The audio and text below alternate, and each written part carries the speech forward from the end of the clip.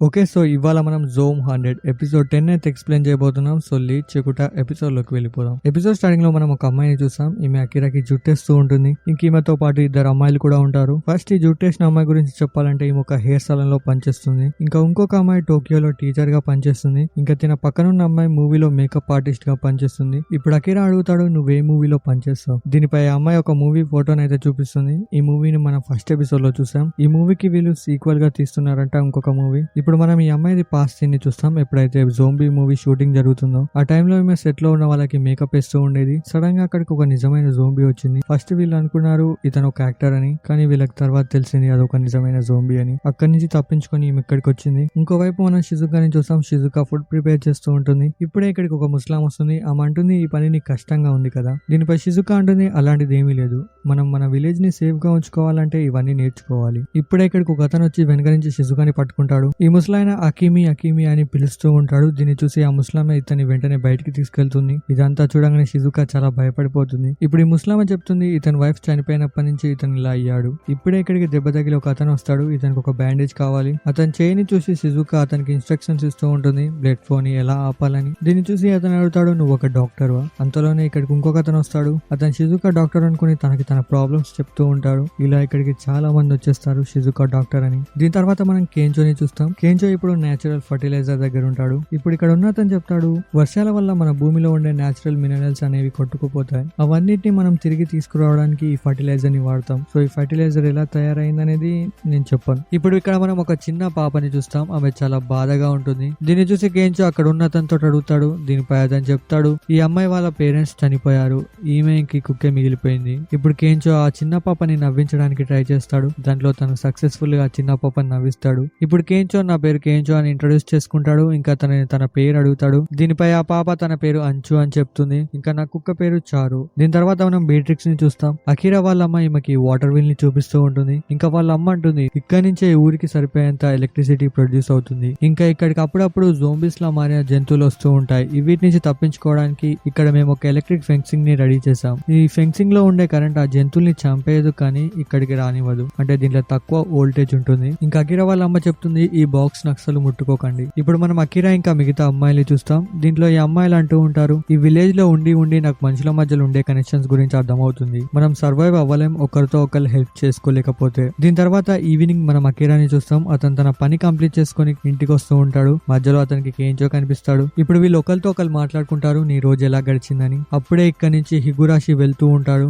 ఇతని పేరు వచ్చేసి హిగురాషి. ఇప్పుడు కేంచో అంటాడు, హిగురాషి నువ్వు ఎలా ఉన్నావు? దీన్ని చూసి అకిరా అంటాడు, అతను ఎవరు? దీనిపై కేంచో అంటాడు, నీకు ఇతను ఇంకా గుర్తు రాలేదా? ఇతను మనతోటే యూనివర్సిటీలో చదివేవాడు, కానీ కాలేజ్కి వచ్చిన కొన్ని నెలలకే కాలేజ్ నుంచి డ్రాప్ అవుట్ అయ్యాడు. ఇప్పుడు ఇక్కడ హిగురాషి కాలేజ్ డేస్ ని గుర్తు తెచ్చుకుంటూ ఉంటాడు. ఇప్పుడు హిగురాషి అంటాడు, చాలా కాలం తర్వాత నేను ఈ వింత మొక్కలని చూస్తున్నా, వీళ్ళేంటి ఇలా ఎప్పుడు నవ్వుతూనే ఉంటారా? ఇప్పుడు హిగురాషి ఒక క్రిప్పీ స్మైల్ ఇచ్చి కంచి వెళ్ళిపోతాడు. దీని తర్వాత నైట్ అవుతుంది. ఇప్పుడు అకిరా వాళ్ళ డాడీని చూస్తాం. ఇప్పుడు అకిరా అడుగుతాడు, నేను మీతో కలిసి డ్రింక్ చేయొచ్చా? దీనికి వాళ్ళ డాడీ కూడా అగ్రీ చేస్తాడు. ఇప్పుడు అకిరా వాళ్ళ డాడీతో కూర్చొని చాలా సంతోషంగా ఉంటాడు. ఇంకా అకిరా వాళ్ళ డాడీని నోటీస్ చేస్తాడు. వాళ్ళ డాడీ చేయి చాలా సన్నగా అయిపోయింది, జుట్టు కూడా పల్చగా అవుతూ ఉంటుంది. ఇప్పుడు అకిరా వాళ్ళ డాడీ తోటి అంటాడు, చిన్నప్పుడు నేను పెద్ద పెద్ద సిటీస్ లలో ఉందాం అనుకునేవాడిని, కానీ నిజం చెప్పాలంటే నాకు ఇక్కడే బాగుంది. దీనిపై అకిరా వాళ్ళ డాడీ అంటాడు, చూడు అకిరా, ఒక వ్యక్తి తన కళల్ని ఫాలో చేసుకుంటూ వెళ్తూ ఉండాలి. ఇది విని అకిరా అంటాడు, చిన్నప్పుడు మీరేమవుదాం అనుకున్నారు? దీనిపై అకిరా వాళ్ళ డాడీ అంటాడు, చూడు అకిరా, నువ్వు ఎప్పుడైనా భూమిని స్పేస్ లోకి వెళ్లి చూడాలని అనుకున్నావా? ఎందుకంటే ఎవరైనా ఫస్ట్ టైం స్పేస్ లో నుంచి భూమిని చూసే షాక్ అవుతారు.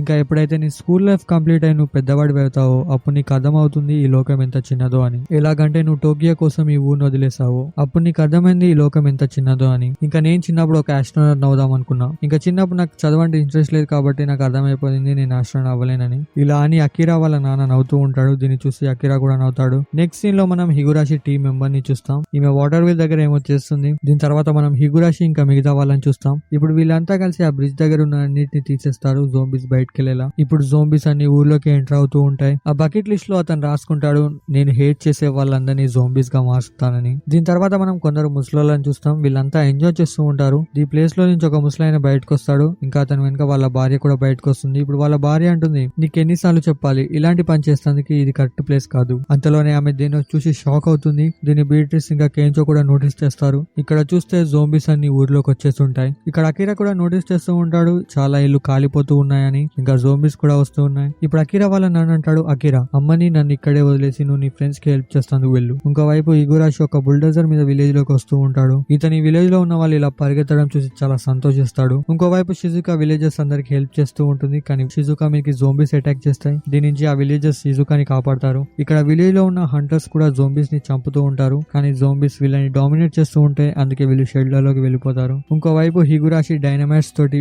విలేజ్ లో ఉన్న ఇల్లులన్నీ పేల్చేస్తూ ఉంటాడు. ఇంకోవైపు కేంచో ఎంచిని తీసుకుని పారిపోతూ ఉంటాడు. ఇప్పుడు వెనకాల ఉన్న జోంబీస్ కేంచో మీదకి అటాక్ చేస్తాయి. ఇప్పుడే అక్కడికి పీటీస్ వచ్చి ఆ మిగతా జోంబీస్ ని చంపేస్తుంది. దీని తర్వాత కేంచో, అకిరా, షిజుకా వీళ్ళంతా ఒకటే ప్లేస్ లో కలుస్తారు. ఇప్పుడు షిజుకా అంటుంది మన ఫస్ట్ మిషన్ ఈ విలేజ్ లో ఉన్న వాళ్ళని ఈ విలేజ్ లో నుంచి బయటికి తీసుకెళ్లాలి. దీనిపై కేంచో అంటాడు ఈ విలేజ్ చుట్టూ ఎలక్ట్రికల్ ఫెన్సింగ్స్ ఉన్నాయిక. దీనిపై బీట్రీస్ అంటుంది దానివల్ల ఏమీ ప్రాబ్లం ఉండదు ఎందుకంటే దాంట్లో తక్కువ వోల్టేజ్ ఉంది. సర్లే అని కేంచో ఆ ఫెన్సింగ్ లో చేయి పెడతాడు. దీనివల్ల కేంచోకి గట్టిగా షాక్ కొడుతుంది. దీని నుంచి షిజుకా తన్ని కాపాడుతుంది. పీట్రీస్ ఆలోచిస్తూ ఉంటుంది అసలు వోల్టేజ్ ఇలా హై ఎందుకు అయ్యిందని. సో ఇదంతా ఇయ్యల్లాకి వచ్చినామని చేస్తుండొచ్చు. ఇప్పుడే ఇక్కడికి హిగురాషి ఇంకా వాళ్ళ టీం మెంబర్స్ వస్తారు. ఇప్పుడు హిగురాషి అంటాడు నువ్వు ఇప్పటికి కూడా మారలే. ఇప్పుడు కేంచో అంటాడు నీ వెనకాల జోంబీస్ ఉన్నాయి చూసుకో. దీనిపై హిగురాషి వాళ్ళ టీం మెంబర్ అంటాడు ఇతనికి ఇంకా మన ప్లాన్ గురించి అర్థం కాలేదనుకుంటా. సో ఇప్పుడు వీళ్ళందరికి అర్థమైపోతుంది ఇదంతా హిగురాషియే చేశాడని. ఇప్పుడు అకిరా అడుగుతాడు ఇదంతా నువ్వు ఎందుకు చేస్తున్నావు. దీనిపై హిగురాషి అంటాడు చూడు అకిరా మనం ఎప్పటికైనా జోంబీస్ లా మారాల్సిందే. అందుకే నాకు బాధగా ఉంటుంది నాకు నచ్చిన పని నేను చేయకపోతే. ఇప్పుడు అకిరా హిగురాషి దగ్గర నోటీస్ చేస్తాడు అతని దగ్గర కూడా నాలాగే ఒక బకెట్ లిస్ట్ ఉందని. ఇప్పుడు హిగురాషి అంటాడు అకిరా నువ్వు జోంబీ అవుతుండగా నేను నా కళ్ళతో చూడాలి. ఇప్పుడు కేంచో అంటాడు నువ్వు ఎందుకు ఇలా చేస్తున్నావు అసలు అకిరా నేనేమన్నాడు.